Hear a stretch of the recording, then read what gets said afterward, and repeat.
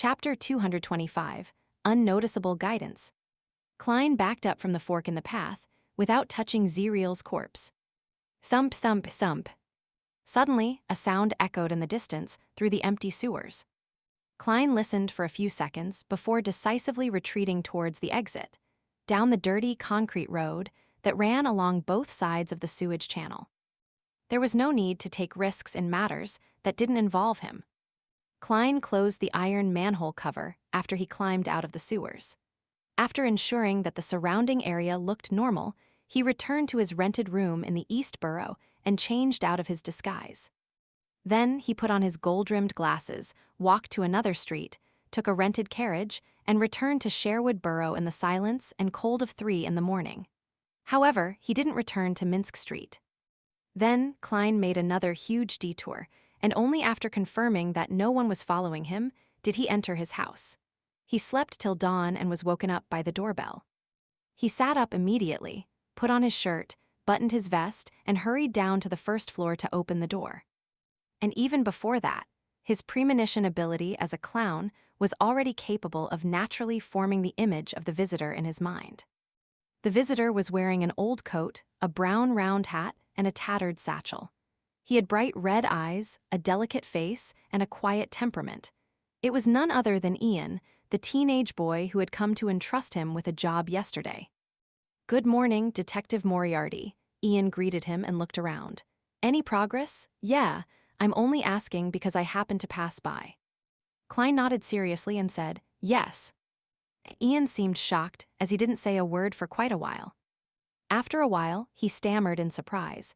"Have you determined Mr. Zeriel's condition?" "Yes." Klein paused for a moment, then said seriously, "I found Zeriel's corpse." "Corpse?" Ian's pupils shrank as he repeated it in a low tone. He wasn't too surprised, as if he had already expected the worst possible outcome. Klein watched silently without interjecting. Sigh, Ian exhaled and warily surveyed his surroundings. "Your efficiency is amazing. Can you take me to see Mr. Zeriel's body?" "No problem. In fact, that's what I was planning to do." Klein then thought for a moment before saying, "I hope you won't mention me when you call the police. Just say that you found the corpse yourself. I believe you know how to make up a reason." Ian wasn't surprised. He knew that not every detective liked to deal with the police. In fact, except for the very famous detectives who often gave advice to the police with mutual cooperation, the rest were discriminated against, ostracized, and even extorted from. This was the current situation of the Lone Kingdom. "All right," Ian readily agreed. Considering that they were entering the sewers, Klein changed into a set of clothes worn by the common working class, put on a deer hunting cap, and took a lantern with him. Both of them took the public carriage to the East Borough. They walked for half an hour to reach the remote sewer entrance under the watchful gazes filled with numbness and malicious intent. "How did you find it?" Ian asked, half surprised and half curious, as he watched Klein lift the manhole cover and climb down. Klein focused on the area beneath him and answered casually. "Skillful training, which includes many techniques in reasoning, investigation, tracking, and interrogation." Ian followed him into the sewers. He nodded without looking disgusted. "You seem to have received very professional training." Klein didn't answer him directly. He held the already lit lantern and led Ian to the fork in the path where they arrived at the gloomy corner. He narrowed his eyes as he approached. More of Zeriel's body was missing now when compared to the previous night. He was missing an arm and half of his ribs. "That's not something a rat can do." Klein muttered to himself and didn't inform Ian of this. With the help of the lantern's light, Ian was able to clearly see the corpse's appearance. He squatted down suddenly, vomited, and gradually vomited yellow-green bile. Klein took out the Kellogg's oil he prepared, unscrewed the cap, and bent over to place the mouth close to Ian's nose. Ian's eyes lit up, and he calmed down. Nearly 20 seconds later, he weakly whispered, "Thank you." He stood up slowly and examined the mutilated corpse a few more times. "I can confirm that this is Detective Zeriel." "My condolences," Klein replied out of politeness. "I suggest you call the police." "Okay." Ian nodded indiscernibly as he followed Klein back to the surface. At that moment, Klein clapped his hands. This is the end of my mission. As for what should be done after this, that is up to you. Ian fell silent for a few seconds. I still owe you 3 matters. You can tell me now. Actually, I can only think of one at the moment, Klein answered frankly. I want to know where I can get a gun and bullets without needing a full-class weapon permit. Ian spoke, almost without thinking. Go to Braveheart's bar at Iron Gate Street in the Backland Bridge District. Find Kaspar's Kalinin. Tell him Old Geezer introduced you. All right, let's talk about the other 2 matters in the future. I have a feeling that we'll meet again. Klein deliberately nodded casually. Ian gave him a look, but didn't say anything. The two split up and headed down different streets in the East Borough. The secluded spot, once again, regained its silence. After walking for a while, Klein suddenly turned around and retraced his steps. He then hid himself in a secluded corner, peeking at the entrance to the sewer. After waiting for 2 or 3 minutes, he saw Ian return silently as he looked around warily. Klein withdrew his gaze in a timely manner, leaned his back against the wall, and listened. He heard the scraping sound of the manhole cover being removed and heard someone climbing down. Carefully poking his head out, Klein discovered that Ian had re-entered the sewers. Was there a clue or something on Zeriel's body? Indeed, this matter goes deeper than it seems. He nodded thoughtfully. Having satisfied his curiosity, Klein decided to leave for real and planned to seek out Kaspar's 2 days later. At tea time, Viscount Glaint was in his home situated in Empress Borough. The door to the study was tightly shut, separating the 4 people inside from the participating guests in the salon outside.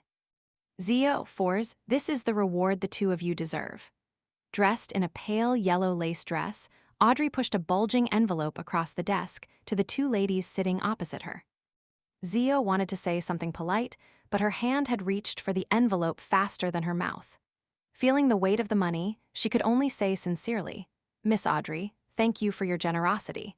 Your honesty makes you look even more beautiful. As she spoke, she untied the thin string around the envelope and saw the bills inside. It was uniform gray paper money with black stripes. The stack was thick and exuded a special smell of ink, one that left one feeling refreshed. £10. Zio took one note out and checked its face value.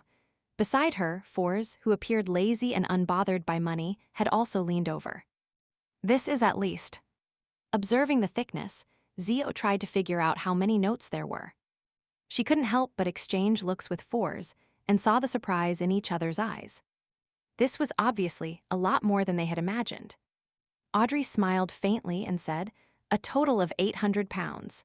Decide how you will split the money between the 2 of you. I'm very sorry that this matter had placed you in danger. £800? No, there's no need to apologize. Even if we had to do it again and knew of the possible consequences, I would still accept the request. Even if it's divided evenly, with my savings, it's enough to buy the potion formula for Sheriff. Zio, who was slightly taller than 150 cm, stared blankly at the notes in the envelope, wishing she could pull them all out and count them over and over again. She believed that the generous and beautiful Miss Audrey wouldn't pay them any less, but what if she had made a mistake counting? Everyone makes mistakes at times. Zio raised her right hand, paused for a few seconds, then silently lowered it. The corners of Forrest's lips couldn't help but rise as she said wistfully, this is even more than the royalties I've received for my Stormwind Mountain Villa so far. Should I praise Miss Audrey or laugh at the poverty of an author? She added silently. Viscount Glaint, who was sitting on the sofa, was also a little envious, but it wasn't directed at Zio or Fours. As a viscount with a fairly good financial situation, £800 wasn't a large sum.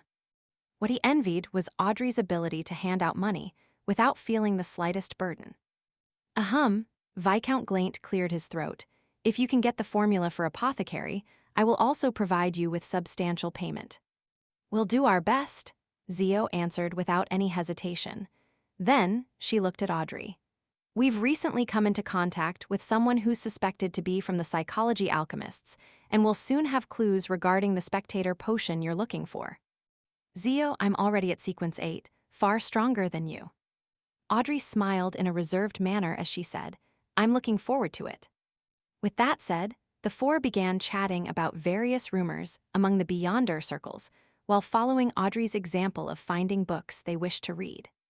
Suddenly, Zio's eyes lit up as she saw two hardcover books: History of the Lone Kingdom's Aristocracy and Study of the Coat of Arms.